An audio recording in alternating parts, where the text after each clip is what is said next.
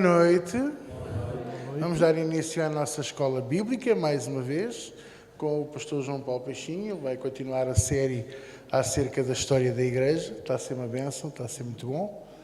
E vamos ouvir a palavra de Deus. Vamos orar por ele primeiro, em nome de Jesus. Querido Deus, querido Pai, graças te damos.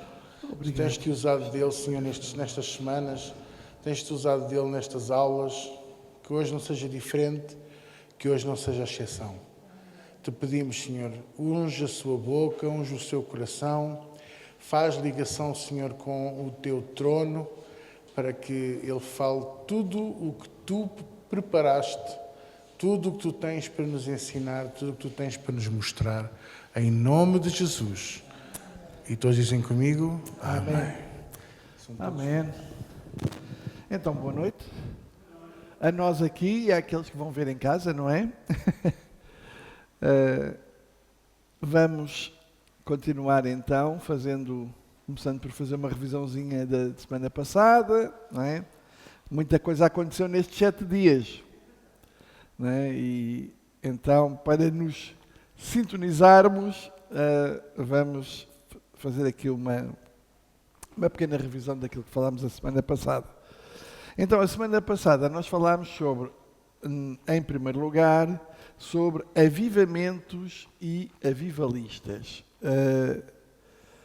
Depois percebemos que o avivamento começou na América após a Segunda Guerra Mundial, 44-48, e na década de 1980 o avivamento atravessou todos os Estados Unidos da América do Norte. Reparámos também e aprendemos que, de uma forma geral, os avivamentos são curtos na sua duração, mas intensos na sua experiência. Depois encontramos também figuras relevantes, vamos chamar assim, alguns heróis da fé do movimento carismático. E, embora ele fosse um pastor batista, ele inclui-se aqui. Chamava-se Billy Graham. E também, depois, falámos sobre um homem de negócios, chamado Dem Shakarian, que escreveu o livro O Povo Mais Feliz da Terra, e que também, de alguma forma, foi o impulsionador daquele movimento dos homens cristãos de negócios que nós cá em Portugal conhecemos como os Gideões.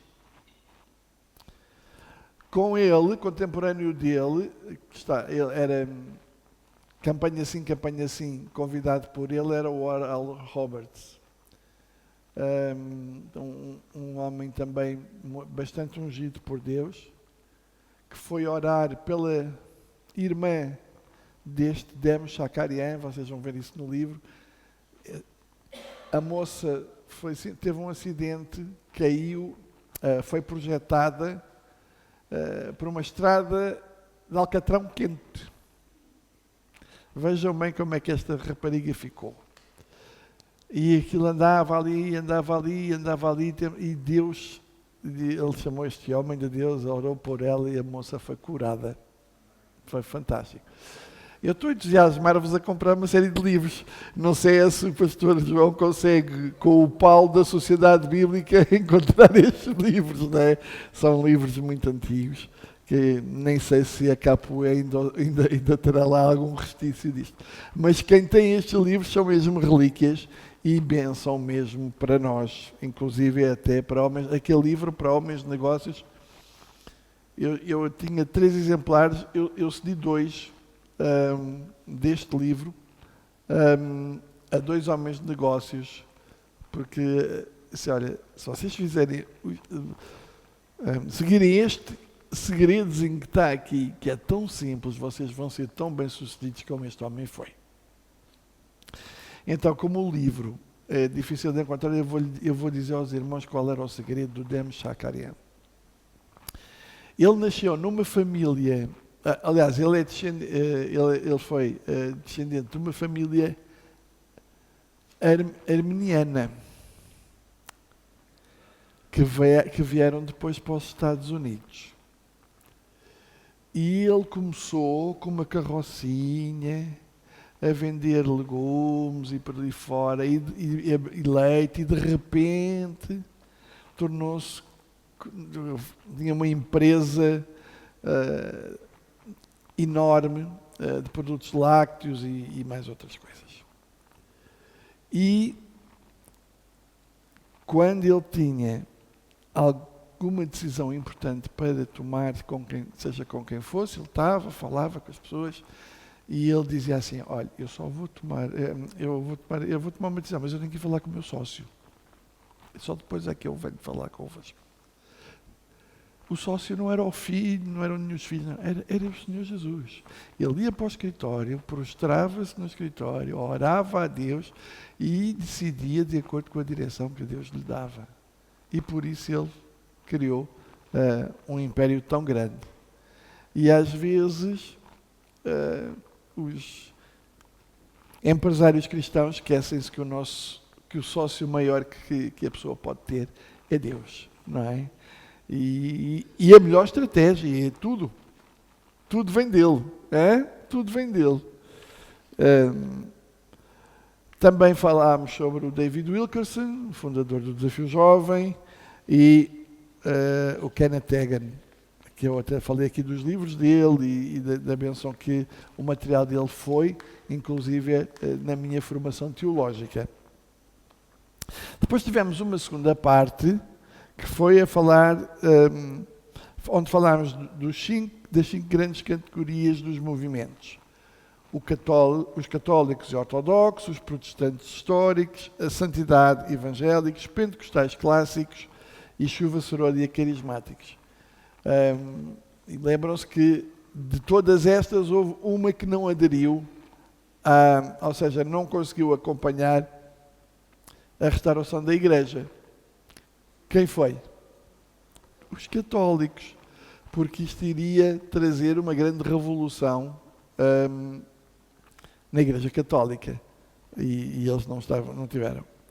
Demos também, rapidamente, porque isto é a mesma introdução, é só para termos aqui darmos aqui umas luzinhas sobre o que é a história da Igreja. Falámos sobre as 6 doutrinas fundamentais de Cristo de Hebreus 6, 1 e 2, o arrependimento das obras mortas, a fé em Deus, a doutrina dos batismos, que até falámos ser no plural, a imposição das mãos, a ressurreição dos mortos e o julgamento eterno. Também falámos sobre a importância da restauração dos 5 dons do ministério. E eu não sei, se o irmão pode ir ao slide 115, faz favor, 115 e 116. Portanto, está aqui a imagem dos 5 dons, que fala em Efésios 4:11. E eles são tão importantes para a igreja. E eu até falámos que quem está no sítio errado, a coisa não corre bem, não foi? É assim, todos nós que fomos chamados por Deus nos 5 dons do ministério, temos um bocadinho dos outros. Há um que se destaca, mas temos um bocadinho dos outros. Por exemplo, na vossa realidade, se o pastor João não tivesse um bocadinho de evangelista, não havia Évora. Não é? Ou Santarém, ou whatever, o que vier, não é? Mas, onde o pastor João se move, onde está a unção, é na parte do pastoreio, certo? Mas todos nós temos um bocadinho... O pastor dá-vos aulas aqui, dá-vos estudos bíblicos aqui na escola bíblica, portanto também tem um bocadinho do professor, do ensinador, não é? Se vai abrir uma igreja, é um bocadinho do ministério apostólico, certo? Portanto, todos nós temos um bocadinho. Agora, mas isso é a coisa mais natural acontecer. Agora, o que não é natural é nós começarmos a querer exercer um outro dom do ministério para o qual Deus não nos mandou desenvolver, e então aí dá buraco, não é? Dá buraco. E é por isso que há muita gente aí a dar buraco, porque realmente estão no sítio errado. Não é? Então é importante. Conseguem ler o que está no slide 116, se faz favor? Consegue pôr, irmão? É porque eu por acaso não o tenho aqui. Preciso que alguém leia. Precisamos sempre ter em mente que Deus levanta homens e movimentos para magnificar, não é, a mensagem de Cristo e que ministrar a sua igreja não para exaltar o homem ou o movimento, mas Deus. Os 5 dons do ministério servem para isto. Não é para exaltar o homem, mas é para Deus. E eu quis ler esta frase porque se não é assim, Senhor, vá plantar batatas. Você não está. Mas entendem? Porque em vez de trazer bênção e crescimento, o que é que vai acontecer? Vai fazer estrago. E onde é que se estraga? Vai fazer estrago na igreja, mas não é nas 4 paredes. É nas pessoas. Vamos lá, irmã. 1, 2, 3. Já saiu. Os irmãos estão a entender? Porque nós começamos, se os irmãos ainda se lembram, nós começamos por dizer que Deus ama pessoas e Deus chamou-nos por causa das pessoas. Então, nós não temos que estragar nada, nós temos é que depender de Deus para que o Senhor Jesus seja exaltado e para que as pessoas cresçam, sejam edificadas, se sintam realizadas onde estão. Tanta coisa boa pode acontecer, não é? Quando estamos dentro do propósito de Deus. Então, depois terminamos a ver os homens vivos em 1990 que representam 40 anos de renovação, que foram bastantes, que nós já vamos estar aqui a ver. E hoje vamos então para o ponto 6, Heróis da Fé, tu podes ser um. Heróis da Fé, tu podes ser um. Então vamos começar por relembrar mais algumas pessoas, agora não tão, estes 2 que nós vamos ver agora, não são tão contemporâneos, digamos assim, mas foram homens que foram simplesmente fantásticos naquilo que fizeram. Smith Wigglesworth, é o slide a seguir, ou seja, é mais uma referência inspiradora que nós vamos ver, conhecido como apóstolo da fé, britânico, de 1859 a 1947, prestigiado pregador dos séculos XIX e XX, exerceu influência no movimento pentecostal e no movimento de fé e cura. Temos também um outro senhor chamado John Wesley, que era conhecido como o príncipe dos pregadores. Pastor metodista britânico, o conhecido príncipe dos pregadores fez declarações impactantes, como, por exemplo, 1 grama de amor vale mais do que 1 quilo de conhecimento. É profundo isto, é? 1 grama de amor vale mais do que 1 quilo de conhecimento. E numa oração ele orou a Deus e disse: dai-me 100 homens que nada temam, senão o pecado, e que nada desejem senão a Deus, e eu abalarei o mundo. Também é uma frase bastante poderosa da paixão que este homem tinha. Lá no Reino Unido ainda se encontram as igrejas onde este homem pregou, e é pena agora estarem vazias, não é? Já estiveram cheias de muita gente e por aí fora. Vamos voltar também, dentro das referências inspiradoras, vamos voltar ao Billy Graham. Eu agora puxo algumas fotos, porque este homem realmente foi o pregador do século XX. Não há qualquer... Tem aí uma foto, quando ele era mais novito, ao fundo vocês conseguem perceber que as campanhas dele tinham sempre milhares de pessoas, mas eu quis trazer aqui algo muito importante. Além de ele ser evangelista de massas, ele foi conselheiro de vários presidentes dos Estados Unidos da América. E temos aí alguns. Temos o Jimmy Carter, que também foi nosso irmão da fé. Temos aí depois ao lado é o filho do Billy Graham, depois temos o Bill Clinton e depois temos o Bush pai. Mas ele foi ainda conselheiro de outros presidentes anteriores a estes. E uma coisa que na América faz muita coisa que não presta, mas também eu fiquei muito feliz porque a América soube honrar este homem. Ele teve honras de Capitólio. Billy Graham teve honras de Capitólio. Se os irmãos forem ao YouTube, os irmãos forem ver a cerimónia, tem o Michael W. Smith a cantar lá, e aquela gente toda a ouvir. E aquilo estava cheio. Claro que há um protocolo de Estado que obriga, entre aspas, que as pessoas estejam, mas eu achei muito interessante que realmente honrá-lo, não só o honraram em vida, porque sempre o chamavam para algumas coisas, mas também na sua morte ele foi uma pessoa que realmente, lá está, os americanos souberam honrar, porque ele marcou o século XX, sem dúvida absolutamente nenhuma. Depois temos aí mais duas pessoas que Katharina Kuhlman e T.L. Osborne foram também evangelistas de massas e também escreveram livros bastante interessantes. Depois temos aqui mais um, que este eu tive o privilégio de conhecer pessoalmente, porque a primeira igreja que ele pregou em Portugal foi em Cascais, lá com o pastor Leitão, na rua João Luís de Moura.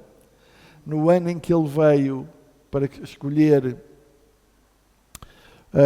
o lugar onde iam fazer a Eurofire em 1990, ou no ano anterior, ele pregou. E ele era um homem muito... Eu gostei muito do testemunho dele, porque a pregação dele também envolveu o testemunho dele. Mas eu gostei de uma frase que ele usou quando passou pelo Estádio da Luz. E ele só dizia: construam, que nós vimos para cá para pregar o Evangelho. Portanto, e eu recebia as newsletters dele, e é incrível. Não é os milhares, eram as centenas de milhares e os milhões de pessoas que ele em África, cada campanha deles tinha. E este homem também foi honrado, porque ele foi recebido também por muitos líderes, presidentes da República, primeiros-ministros no continente africano. Sim. E fez discípulos. Não é? Portanto, ele era evangelista de massas, coordenador da Eurofire e Festival de Vida, que falamos aqui a semana passada de um bocadinho do que é que foi isso. Recebido, lá está, por vários presidentes e líderes políticos no continente africano. Ora bem, todos estes homens são muito inspiradores. Podemos concordar com isto, não é? Mas agora eu tenho uma frase. Tu e eu podemos fazer história. Alguém disse: tu podes fazer história ou apenas viver a contar a história dos outros. O que vamos decidir? Está ali o bonequinho a pensar. Esta frase dá que pensar, não é? Ou seja, por outras palavras, assim, versão João Paulo Pachinho, vamos passar uma vida acomodados ou vamos passar uma vida a agir? A fazer história. Por exemplo, eu não sei como é que os irmãos, eu fico empolgado quando eu leio as biografias dessas pessoas e tudo mais. Mas eu também quero fazer a minha história. Eu também quero. Um dia quando o peixinho a guerra deixar de funcionar, não é? Mas estão muito sérios, não é? Quando as guerras pararem, eu quero deixar um legado. E eu dou graças a Deus, não sou melhor do que ninguém. Por exemplo, no meu trabalho, ainda hoje, ou seja, ontem e hoje, começa tudo a regressar, das férias, as educadoras, os outros para limpar as salas, para fazer as reuniões, que a partir do dia 3 já vão estar ali quase, sei lá, algumas 400 crianças, credo. Eu sei que a Ábula tem que cozinhar 600 refeições por dia. É muita refeição. E uma coisa que me dá muito prazer estar ali, eu vou-vos dizer o que é que muita gente que está ali são meus filhos na fé. E é uma bênção vê-los. E nós, às vezes, durante o horário do expediente, não nos encontramos, mas no horário de almoço conseguimos ver alguns. E pastor João, eu chego lá ao pé de um, assim que o vejo, dou-lhe um abracito e digo: fulano, opá, eu amo-te, é tão bom ver-te aqui. É tão bom. Olha, eu quando os vejo e vejo-os bem, que bênção, não é? Que bênção. Porque eles vieram de contextos tão difíceis. Drogados, prostitutas, alcoólicos. Neste caso agora são todos ex-drogados, ex-prostitutas, ex-alcoólicos. E não só, não é? Famílias constituídas, louvado seja o nome do Senhor. Tudo porque que este careca foi maluco e quis trabalhar com esta gente e fez pressão e a Câmara não nos deu nada. E eu cheguei ao pé do pastor e então, bora lá e temos que ir e tem que ser. E no mês e meio a gente pintou a Galiza, fez tudo e mais alguma coisa naquelas instalações e abrimos ali o nosso centro de atendimento que funcionou até 2015. Sim. Foi o primeiro. Depois fomos para o bairro da Cruz Vermelha e porque o senhorio começou-nos a dar muitos problemas. E eu com a casa cheia de gente, depois tivemos que sair da Cruz Vermelha porque era um bairro muito perigoso, não era por causa de nós. Mas as pessoas tinham medo de lá entrar, porque aquilo era bang-bang, era tudo e mais alguma coisa ali. E as pessoas depois tinham medo de lá ir. Então depois fomos para a parede. E ali ficámos até 2015. Mas, meus irmãos, nós temos mesmo que querer fazer. Mas somos nós que decidimos. Então eu escrevi assim, toma nota. Deus amou-nos e enviou Jesus para nos salvar. Tornámo-nos filhos de Deus. Fomos salvos para cumprir o seu propósito aqui na terra.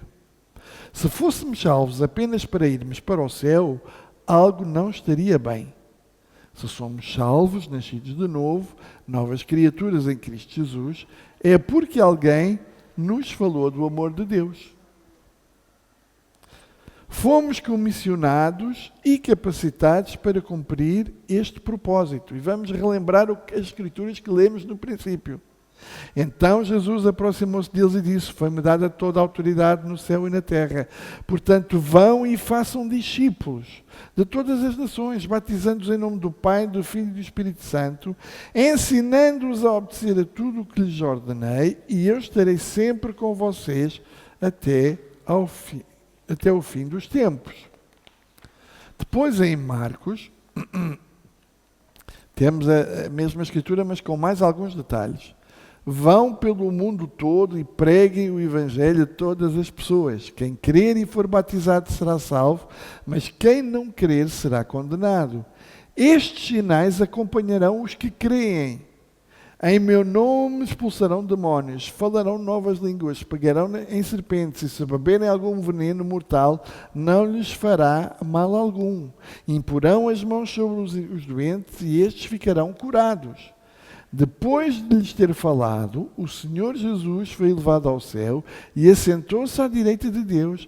Então os discípulos saíram e pregaram por toda a parte. E o Senhor cooperava com eles, confirmando-lhes a palavra, com quê? Com os sinais que a acompanhavam.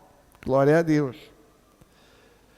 E depois o versículo que todos nós conhecemos de cor, Atos 1:8. Mas recebereis a virtude do Espírito Santo, que há de vir sobre vós, e ser-me-eis testemunhas tanto em Jerusalém, como em toda a Judeia e Samaria, e até aos confins da terra. Estes foram os primeiros versículos, mas que eu quis relembrar hoje, porque o meu desafio para nós hoje aqui é que todos nós sejamos pessoas que queiramos e que possamos já ser heróis da fé e fazer história. Amém? Ora bem, o batismo do Espírito Santo não é apenas uma experiência religiosa que causa arrepios e nos coloca a falar línguas estranhas. O batismo no Espírito Santo capacita-nos, eu até sublinhei aí no slide, capacita-nos para o serviço, para cumprirmos a grande comissão. Tu e eu podemos fazer história se não perdermos a consciência de quem somos em Cristo, do que Ele nos mandou fazer e da autoridade que Ele nos delegou. Cristo é o cabeça da igreja. Nós somos o seu corpo que o representa e realiza as suas obras aqui na terra. Se não é assim, alguma coisa está errada. Isto está a fazer sentido, tudo aquilo que os irmãos estão a ler? Não estou aqui, não estou a dizer nenhuma heresia, pois não? Ok, então vamos ver. De acordo com Lucas 10:9, o pé está onde? Na cabeça ou no corpo? No corpo. Amém? Então o que é que diz? Então o pé pisa a cabeça da serpente, que é o inimigo. Eis que vos dou poder para pisar serpentes e escorpiões e toda a força do inimigo, e nada vos fará dano algum. Então, é o corpo de Cristo que tem de se mover debaixo da autoridade do cabeça, que é Cristo. Agora vejam bem, essa frase está aí bem negrito. Satanás não tem medo de mim, mas tem medo do que habita em mim. Então, cuidado, nós temos um irmão mais velho. Se alguém vier meter comigo, olha, então vou fazer. Eu aqui na terra só tenho uma irmã mais velha, não tenho nenhum irmão. Então, se estivesse à espera que ela me defendesse, estava feito ao bife. Mas tenho um irmão. Amém? Tenho um irmão mais velho, Jesus Cristo. E se começarem a fazer, eu vou fazer que eu sou meu irmão mais velho. Ou seja, se exerce autoridade no nome de Jesus, ele vai ter que ceder. E pus aqui exemplo do polícia de trânsito. Eu já expliquei aqui uma vez na Marcha por Jesus. Mas eu agora vou falar. Imaginem, eu aqui há uns anos, não tinha assim tanta pança, era um pauzinho de virar a tripa. Agora imaginem, eu ali na rotunda principal de Cascais, vem um caminhão-tiro e eu tenho que parar. Seja o caminhão maior, seja o que for, tem que parar. Porque quando o motorista olha para alguém que manda parar, antigamente havia o sinaleiro, não é? Olhava para o sinaleiro, não era a figura do sinaleiro, era a farda, as divisas, era o que o sinaleiro representava e a autoridade que lhe tinha sido delegada. Certo? Ora, quando eu exerço autoridade no nome de Jesus, lá está. Não sou eu, a autoridade não está em mim. A autoridade vem dele e que me foi delegada a mim enquanto igreja, enquanto membro de igreja, enquanto parte do corpo de Cristo. Então, as coisas têm que acontecer. Porque eu estou a representar o Rei dos Reis e o Senhor dos Senhores. Por isso é que a Bíblia diz que nós somos embaixadores de Cristo. Mas estão a ver o privilégio que nós temos? Porque isto é privilégio. Não é? Há muita gente que... ainda agora eu estava a ver li um post há poucos dias da filha do pastor Álvaro de Sousa, que é professora, e ela estava a falar sobre o bullying que ela sofreu porque a cria noutra fé, que não a fé do Dr. Salazar, e só por coisas mínimas levava ali umas reguadas. Então ela pôs uma fotografia dela enquanto professora com os seus alunos e ela disse: eu sou professora, não preciso e tenho o respeito dos meus alunos sem precisar de dar reguadas e sem ter que exercer bullying sobre ninguém. Foi mais ou menos isto que eu li. E eu estava a pensar para mim, graças a Deus, porque Deus realmente é mesmo muito bom. E ela sabe representar a classe e sabe ser respeitada exatamente porque ela tem lá um diretor diferente em cima, não é? um diretor da escola um bocadinho diferente daqueles... E então é assim, nós podemos então exercer esta autoridade. Nós somos embaixadores onde quer que nós estejamos, nós estamos a representar o Senhor Jesus onde quer que nós estejamos. Aqui há uns anos atrás, um moço em Moscavide, do Centro Cristão Vida Abundante, era um jovem, acho que não quero mentir, mas acho que se chamava Mário, a gente chamava-lhe o Marinho. Ele uma vez chega à escola, ele andava numa escola secundária ali, nos arredores, e uma vez chega à escola e vê assim um rebuliço, assim, uma roda de pessoas, e aquilo chamou-lhe a atenção. Ele foi ver o que é que estava a passar.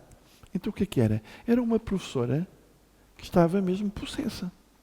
E ele conseguiu discernir aquilo, chegou ao pé da professora, sem grande alarido, chegou ao pé da professora, repreendeu o demónio em nome de Jesus e a professora foi liberta. Um jovem devia ter, 17, 18 anos, não tinha mais do que isso. Mas isto deve ser o pão nosso de cada dia, vamos usar esta expressão. Nós devemos lá está, o Espírito Santo está em nós exatamente para isto, para que haja uma sensibilidade em nós, porque se estivermos à espera que o pastor vá orar por todos os endemoniados e tudo mais, coitado do João, vai ter que pedir lá dispensa sem vencimento lá no trabalho para vir orar pelas pessoas, porque ele sozinho não consegue fazer. Por isso é que nós também somos, lá em 2 Coríntios não diz que só os pastores é que são embaixadores, não está a dizer nada disso, diz que todos somos embaixadores de Cristo, todos somos representantes, todos podemos fazê-lo.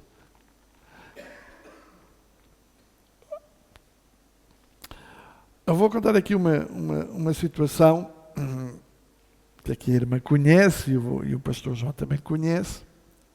A nossa querida irmã Chica, que foi sua vizinha, ela era casada com o irmão António do Rosário, que era invisual, mas ele não foi sempre invisual, ele só se tornou invisual quando tinha 18 anos, exatamente. E sempre orámos para que ele fosse curado, e entretanto ele faleceu e não foi curado. Pronto.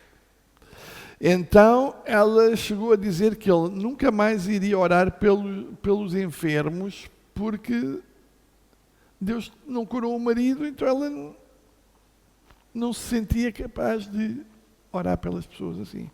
E eu disse-lhe assim uma vez: minha Chiquinha, orar a irmã pode, porque o poder não está em si.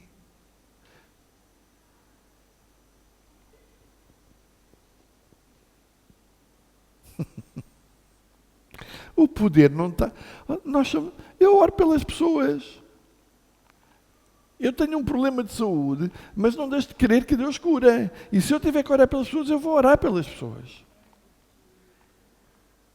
A responsabilidade de curar ou não é minha. O Senhor, e nós já lemos hoje aqui, né?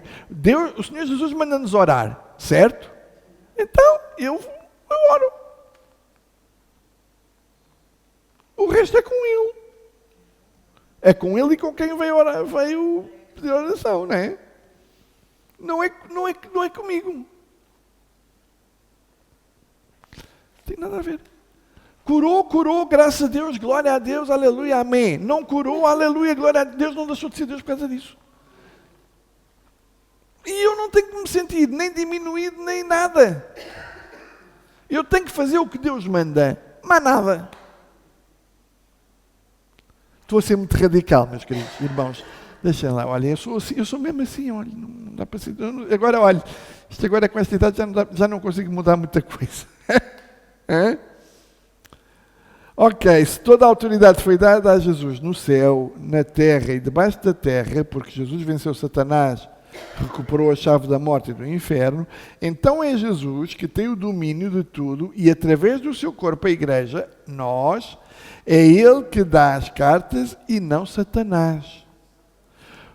Meu irmão, tu e eu somos heróis da fé, fazemos história porque somos nós e não o mundo que dá as cartas.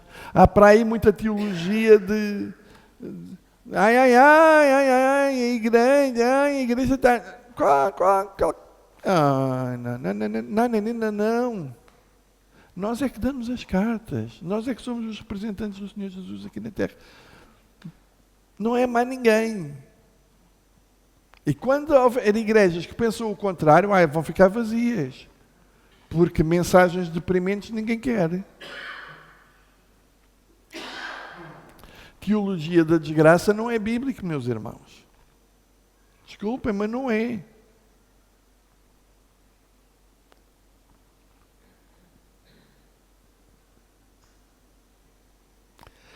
Ai, João Paulo, onde é que estás a meter? Bom.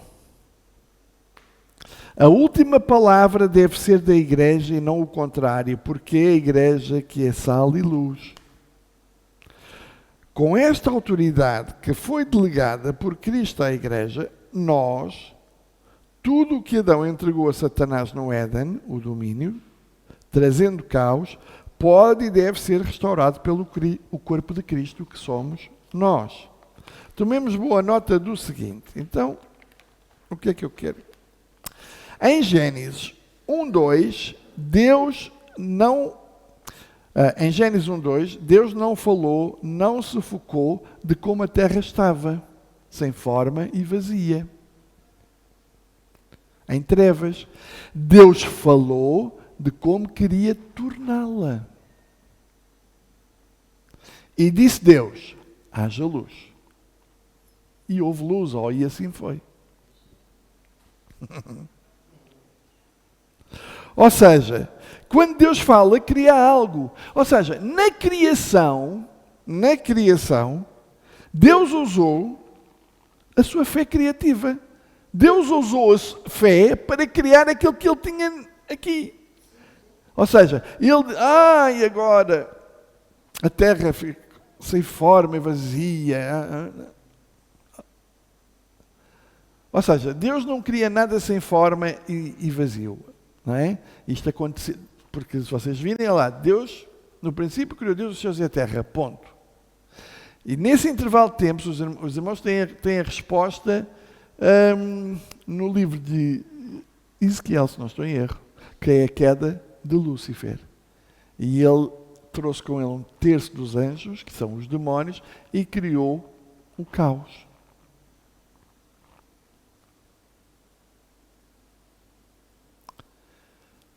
E Deus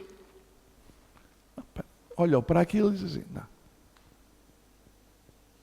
Bora lá. Deus começou a pensar e sempre que ele falava, devia-se fazer um filme sobre isto, assim com efeitos especiais e coisa de ficção. Isto ia ser um sucesso. Porque eu às vezes, nas minhas limitações, ainda que tento conseguir. Isto deve ter sido um espetáculo maravilhoso. De repente o cosmos a ser criado, os planetas, e depois as árvores, as ervas, depois os animais, os peixes, a coisa toda.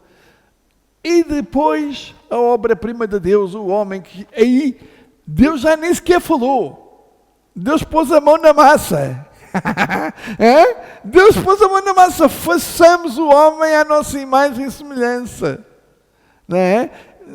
E criou Deus o homem de onde? Do pó da terra. Deus teve que pôr a mão na massa. E depois, não, bom, e agora tem que haver aqui a cereja no topo do bolo. E qual é a cereja no topo do bolo? Foi o sopro da vida. Glória a Deus. É? Que é o que nos faz ser diferentes de todo o resto dos animais. Por isso é que nós somos seres espirituais e não somos animais racionais. Se quem quiser vir do macaco em questões de família, eu não me meto. Quer dizer, ser macaco, descendente de macaco, que eu seja. E as minhas fotografias, se os irmãos forem ver na vossa casa, façam essa dinâmica. Está lá algum macaco? Não, a minha avó era uma pessoa. Os meus pais são pessoas. Todo o resto é pessoas. Então isso seria uma ironia. Porque é que uns continuavam macacos e outros viravam homens? Que coisa, que injustiça. Louvado seja Deus. Não é? É uma injustiça. Então, meus irmãos, quando Deus fala, cria algo. O que não tem forma, ganha forma. O que está vazio, enche. Onde há trevas, faz brilhar a luz. Ele traz paz. Ele traz amor onde há dor. Ele traz calma onde há confusão. Ele traz estabilidade onde há insegurança. Que bênção! Que bom! Não é bom ter um irmão mais velho assim? Oh, glória! Por isso as coisas não dependem de nós. Dependem dele. É sempre dele. Os irmãos ainda me amam. Posso continuar? Ok. Deus hoje opera estas coisas através de nós, os seus filhos, a sua igreja, o seu corpo. Crês nisto? Aceitas esta verdade para a tua vida? Se sim, então vamos fazer história. Se agirmos desta forma, seremos lembrados nesta e futuras gerações. Lembrados como heróis da fé. Não esqueças que iniciaste a fazer história após o novo nascimento. Logo ali, já houve transformação. Claro, o nariz continua a ser o mesmo. Eu, quando converti, tinha cabelo e continuei a ter, agora é que já está a coisa a descambar. Não é? Fisicamente, nada mudou. Mas cá dentro, mudou tudo. Aleluia. É? Cá dentro mudou tudo. Eu lembro-me que quando eu aceitei Jesus, no dia que eu aceitei Jesus, olhem, é assim, meus irmãos, eu vou contar como é que foi. Eu tive duas experiências. A primeira foi, eu tinha visto o filme sobre o arrebatamento e fiquei cheio de medo, e quando o pastor pediu para aceitar Jesus, eu aceitei Jesus, mas não foi por convicção, foi por medo, estava cheio de medo. Quem veio orar por mim foi o Normando. Estive com ele agora esta semana lá a falar, tratar de alguns assuntos. E estava a relembrar isto. Mas como? Foi por causa do medo do filme. E se Jesus vier hoje e eu fico cá. E eu não quero. Eu não quero. Eu quero ir. Então, aceitei Jesus. Passado 3 meses, já me esqueci-me do que é que tinha feito e é como a Bíblia diz, fiquei 7 vezes pior. Em um ano, eu fiquei 7 vezes pior do que tudo o que já tinha feito anteriormente. E quem é que investiu na minha vida? A nossa querida Teresa Figueiredo Pereira. E um dia, eu acho que eu não disse aqui, mas eu vou dizer aos irmãos, 2 vezes, quando eu tinha 14 anos de idade, eu fui até às Arribas para me mandar, para me suicidar. Porque eu estava cansado de viver com 14 anos. Não vou dizer porquê, porque isto dava pano para mangas. Mas a Teresa, com a sua paciência, e um dia eu disse-lhe, Teresa, olha, eu quero falar contigo. E ela disse, mas então está bem, olha, vamos ocultar a Moreira, que era uma congregação que havia, à tarde, vais comigo, vais lá ter, e depois no fim a gente fala. Eu disse, está bem. Eu fui ao culto. E quando acabou o culto, eu queria algo que se faz tarde. Mas é a Teresa, que era de Olhão e jogava no Boa Vista. João Paulo, não disseste que querias falar comigo. Epá, disse, mas olha, eu vim aqui com o meu vizinho, e foi um vizinho meu.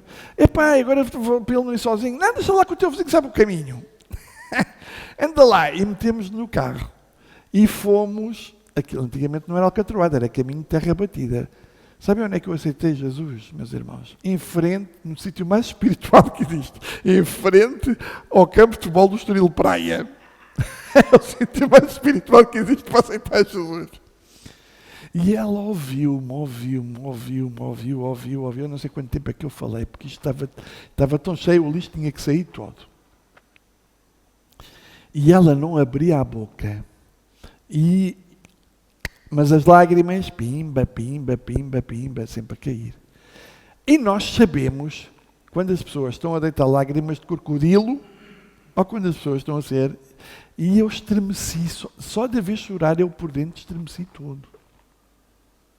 As lágrimas, ela não abriu a boca.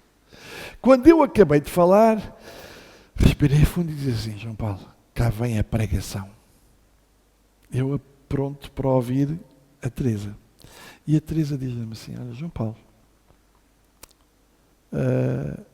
só te vou dizer uma coisa, eu acho que tu sabes o que é que tens que fazer. Que anda a pregação, não foi? Mas foi exatamente isto que ela disse. E eu, orgulhoso, disse assim, és capaz de ter razão. Eu sabia que ela estava coberta de razão. Então ela disse, então ora. Ai, minha irmã, quando ela diz então ora, e agora? E eu orei e disse, Senhor, mais ou menos isto, que já faz muito tempo, já sou jurássico, mas foi mais ou menos isto que eu orei. Senhor, se tu existes, tu tens que mudar a minha vida, porque se tu não o fizeres, mais ninguém consegue.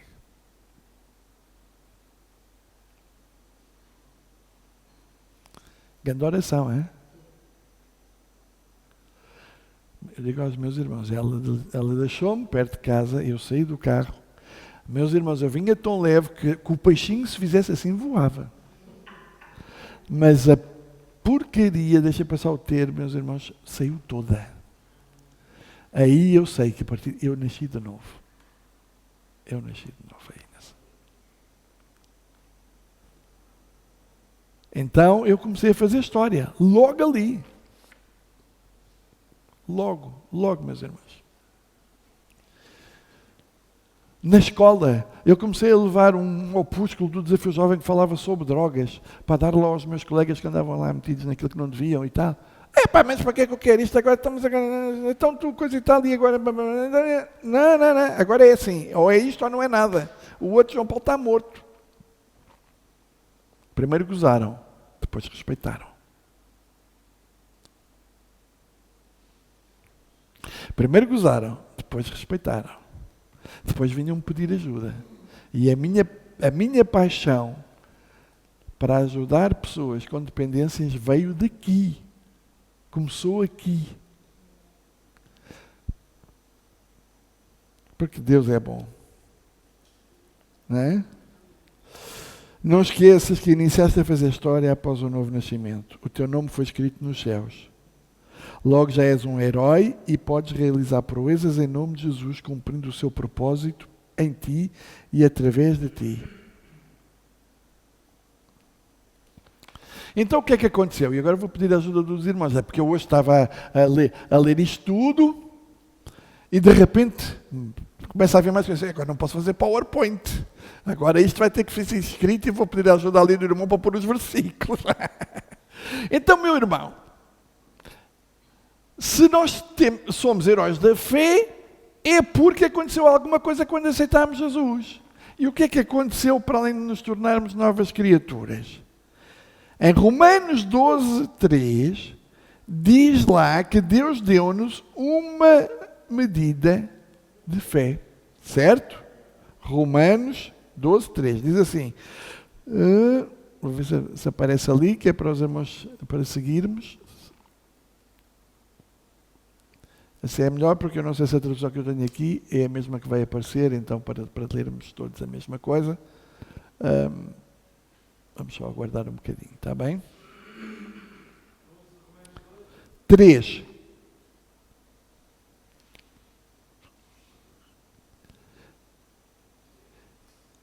12, 3. É o versículo a seguir. Obrigado. Pela graça que me é dada, diga a cada um de entre vós que não pense de si mesmo além do que convém. Antes, pense com moderação, conforme o quê? Conforme o quê? A medida de fé que Deus repartiu a cada um. Amém? Ok. Então, Deus deu-nos uma medida de fé. Para quê? Para nós desenvolvermos. Amém? Não é para ficar ali com... É?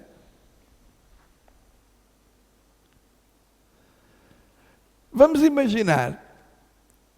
Esta é a medida de fé que Deus me deu. Certo? É para eu usar. Olhem, eu só vi um bocadinho ainda. Mas eu... Com licença.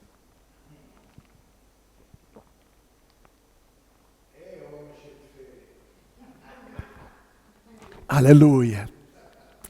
Glória a Deus. A coisa começou a desenvolver, porque agora tenho as cordas vocais lubrificadas, então, agora eu posso falar mais 1 hora ou 2, não há problema nenhum. Se calhar fico a falar é para as cadeiras, mas pronto. Estou a brincar. Ou seja, está aqui, a minha medida de fé foi-me dada. Agora, eu vou usar... Ou não? Pronto. Então, olha, como é que nós vamos perceber isto? Outros versículos. Hebreus 10, 37 a 39. Vamos lá ver. Hebreus 10, 37 a 39.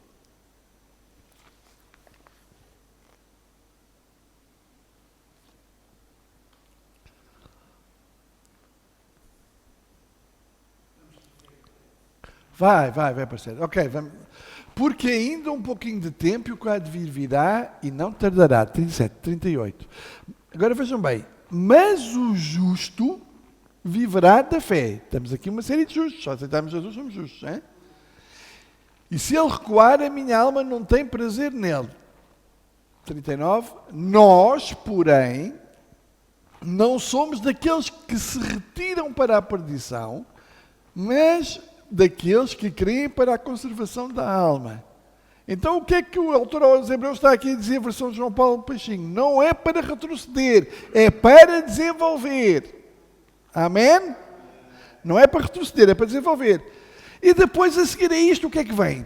Se os irmãos forem ver isto na Bíblia, vem o capítulo 11, que é os heróis da fé, aqueles que todos nós lemos e que conhecemos e é fantástico. Mas quando chegamos ao capítulo 12, e agora vou pedir ao irmão outra vez para pormos o versículo 1 e 2, o assunto continua. Continuamos a falar de fé aqui. É porque às vezes nós pensamos que não, porque vemos lá um título diferente. Mas Hebreus é uma carta, não tinha títulos. Era uma carta escrita como a gente escrevia antigamente para os namorados e para as namoradas, e sei lá o quê, e para o tio, para a tia, para o periquito, não é? Não tinha títulos. Aquilo era tudo corrido. Em Hebreus 12, 1 e 2, continuamos a falar sobre fé. Vamos ver, olha.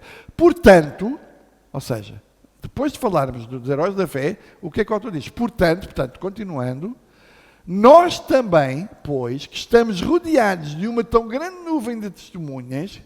Quem são estas testemunhas? São os heróis da fé. Estão lá todos na bancada a ver a nossa corrida. Fantástico, a torcer por nós. Deixemos todo o embaraço e o pecado que tão de perto nos rodeia e corramos com paciência a carreira que nos está proposta. Como? Versículo 2. Olhando para Jesus, o autor e consumador da nossa fé, o qual, pelo gozo que lhe estava proposto, suportou a cruz, desprezando a afronta e assentando-se à destra do trono de Deus. O que é que está aqui a dizer? Correr com perseverança e fé. O quê? A carreira, o propósito que ele propôs a nós. Então, a nossa fé deve ser desenvolvida, porque à medida que vamos desenvolvendo a nossa fé, vamos crescendo na fé e vamos cumprindo o propósito que Deus tem para nós. Isto faz sentido? os meus heróis da fé que estão vivos. Os meus agora tem a ver com os meus. Né? Eu estou a falar dos meus, os meus que estão vivos. Hoje, todos nós temos os nossos heróis da fé que ainda estão vivos. Aquelas pessoas que investiram em nós e nos discipularam, fazendo-nos crescer em Cristo e no conhecimento da sua palavra, a quem devemos honrar e estar gratos, estes devem ser considerados por nós como os nossos heróis da fé vivos. Agora eu falei da Teresa. A Teresa foi uma heroína para mim. Ainda hoje é. Eu amo aquela mulher. Se lhe dói um dedo, a mim já me dói o braço todo. É uma amizade que é para a vida toda, não é? Pastor Leitão. E podia falar aqui mais um ou outro nome de pessoas que têm sido os meus heróis na fé. Que nos momentos mais difíceis da minha vida, eu sempre pude contar com eles. Eles são os meus heróis. Mas há mais. Há mais, meus irmãos. Também existem aquelas pessoas, que eu hoje também já falei disso,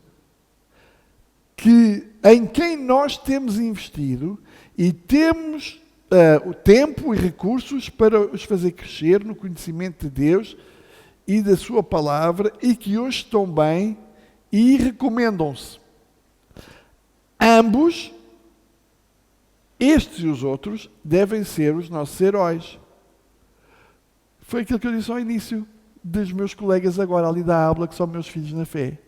Eu amo ver eles. Eu amo ver eles a servir a Deus nas suas igrejas locais. Eu amo ver eles a servir a Deus noutros departamentos da ABLA que não são as funções que eles têm. E dão do seu tempo para ir a uma casa de acolhimento que a ABLA tem para receber mães solteiras com filhos. E há uma série de projetos para ajudar pessoas assim com este tipo de problemáticas. E eu próprio já escrevi uma carta que dei à minha filha espiritual, que é ela que vai todas as semanas estar com estas senhoras.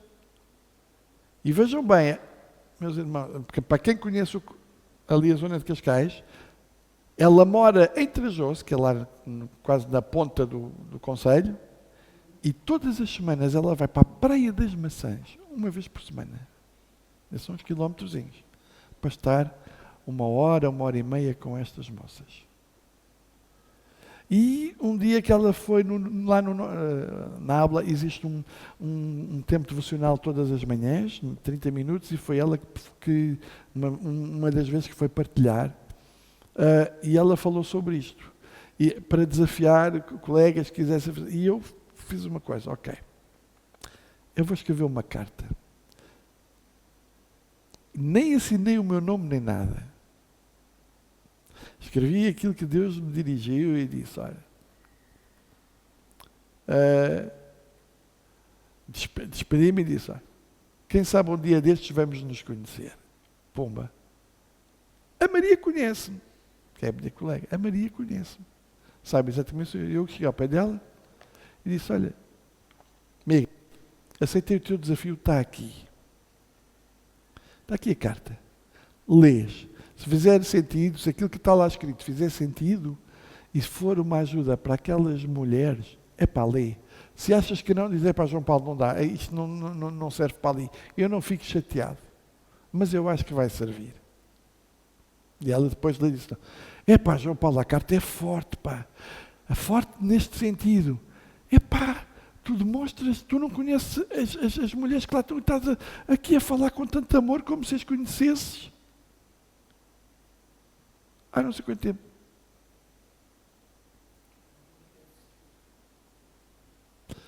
Mas eu orei a Deus, para Deus me dirigir a escrever aquela carta. Eu não queria escrever uma coisa só por escrever. uma coisa, não é? Eu também sei escrever, podia escrever uma coisa bonitinha. Não, eu quis que Deus me dirigisse para escrever aquilo que aquelas mulheres precisavam.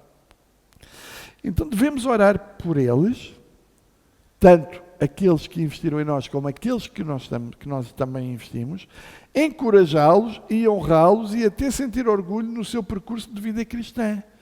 Meus irmãos, eu vou-vos dizer uma coisa. Ainda hoje, também no livro de Hebreus, fala sobre encorajar-nos uns aos outros. E eu estava a ouvir um colega meu que eu até estremeci, mas pronto, estava a ser muito honesto, e eu disse assim, realmente isto é verdade.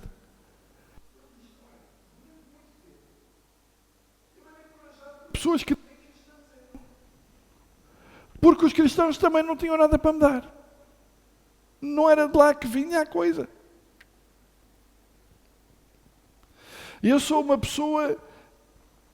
Ele estava a dizer, eu sou uma pessoa que tem alguma dificuldade em ser otimista. E uma vez, uma criança de 10 anos chegou ao pé de mim, eu cheguei ao pé dela e cheguei ao pé da criança e disse assim, olha, olá, vamos chamar Maria, que eu não me lembro não. Olá Maria, está tudo bem? Ela está, e contigo? Paulo, está tudo bem? Mais ou menos. E miúda de 10 anos diz assim, olha, mais ou menos como? Tu não acordaste hoje? Acordei. A tua família está bem? Está. Tens comida em casa? Tenho. Então está mais ou menos ou está tudo bem? Uma miúda de 10 anos tem esta conversa com um professor de educação física.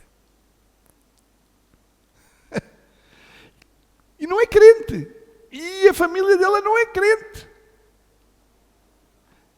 E ele deu este exemplo como alguém, não é, que estava à espera que na sua família cristã, na sua comunidade cristã, pudesse receber encorajamento e não. Foi receber.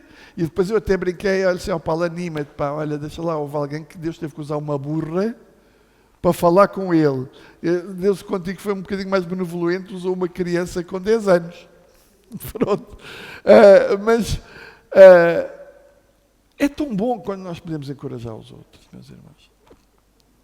Nós não somos perfeitos, mas podemos ter sempre uma palavra e devemos ter sempre uma palavra para encorajar os outros. Sempre. Sempre. Eu tive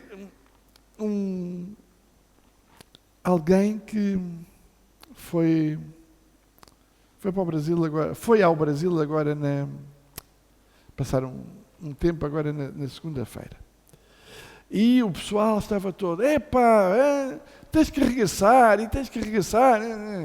E eu via que as pessoas não estavam a fazer por mal, mas aquilo estava a mexer com a pessoa. Isto aconteceu no sábado. No domingo, eu por acaso fiquei ao lado dele. E no final do culto ele deu-me um abraço e disse, Paulo, olha, até à próxima. E eu disse-lhe, olha, meu querido, permites-me que eu te dê um conselho? Ele, com certeza. Então, olha, é assim, vai em paz e o tempo que estiveres lá, ser uma bênção lá. E quando tiveres que regressar, vais continuar a ser bênção cá. Ele começou a chorar. Porque eu disse-lhe exatamente o contrário dos outros todos. Porque se ele está a ir para lá, algum propósito Deus tem. Então ele que cumpra o propósito dele lá. Quando vier, vem. Amém? Agora não, tens que vir, o teu lugar é aqui. Perdão. Nós não temos que tomar o lugar de Deus. Nós não sabemos as coisas, nós não temos espírito de adivinhação. E se tem, a gente ora já que é para sair. Se alguém tiver espírito de adivinhação, fazemos como Paulo fez lá com a outra mocita. Então, não há aquele espírito de adivinhação. Vamos fazer as coisas como o Senhor nos guia, nos dirige e nos manda na sua palavra. Encorajarmos uns aos outros, fortalecermos uns aos outros na fé. É tão bom. Olha, uma das coisas que me fez ficar Ali na igreja onde eu estou agora, onde eu sou membro, eu não sei se já contei aqui, se eu me repetir, os irmãos perdoem, porque eu às vezes já não sei o que é que falei, é onde. Foi exatamente num fim de semana que eu estava com uma daquelas crises que nem se conseguia levantar da cama porque as hérnias nem sequer me deixavam pôr o pé no chão. E o que é agora, meu pastor ligou e disse assim: então João Paulo, como é que estás? Olha, estou deitado. Eu posso estar muito aflito, mas eu estou sempre a brincar. Mas já repararam, não é? Estou sempre a brincar. Estou deitado, como é que querias que eu tivesse? Então se eu não fui ao culto é porque eu nem sequer estava em condições. E ele diz-me assim, e eu estava sozinho em casa, e ele diz-me assim: olha, é só para te dizer, para me mandares a morada, que eu vou ir à tua casa agora. E não precisas fazer almoço, que eu vou levar almoço para ti e tudo. Eu disse: pois olha, também se não trouxesse também não comias, porque se eu não tenho condições para fazer para mim, também para ti também não ia fazer para ti.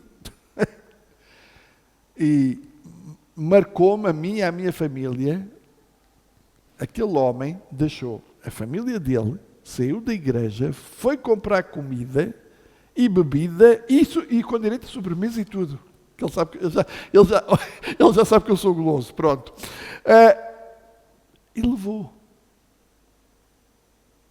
E estivemos ali a almoçar, e estivemos a conversar, e eu consegui me sentar, a cadeira era confortável, como esta, era confortável e tal.